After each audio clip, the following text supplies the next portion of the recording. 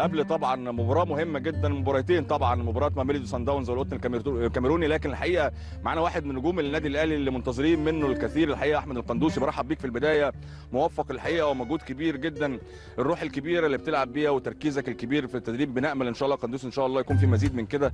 قول لي السر ايه وسر الانسجام ايه وسر الاداء المميز بالنسبه للقندوسي مع النادي الاهلي، لان انطلاقه مميزه جدا بالنسبه لك.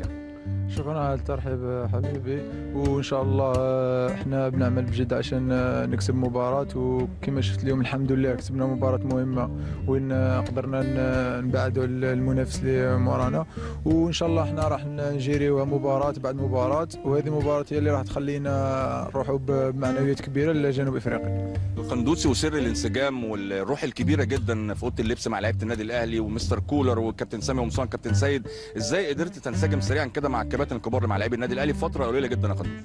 الحمد لله، وما ما جيت مع الفريق جديد ما حسيتش اني لاعب جديد، انسجمت معهم في المجموعه بسرعه، لانهم هما عاملوني كاني لاعب معهم منذ مده.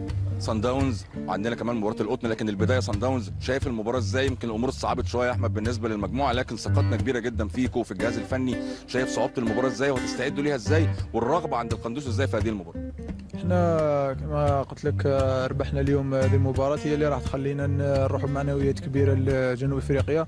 احنا ما عندنا حتى حل واحد اخر من غير الفوز، لانه نكسب مباراتين هذو عشان تبان الحلول في المجموعة، واحنا ان شاء الله نحجز مقعد في الدور الثاني ان شاء الله. طول عليك، لكن رسالة لجمهور النادي الاهلي اللي بيساند وبيدعم وبيأزرك بشكل شخصي كمان يا احمد، ولسه منتظر منك كمان، تحب تقول ايه لجمهور النادي الاهلي في هذه اللحظة؟ نشكر جمهور الاهلي بزاف، ونقول لهم التفوا معنا مع الفريق عشان انتم نصف الفريق. شكرا جدا. شكرا يا كابتن. شكرا يا كابتن.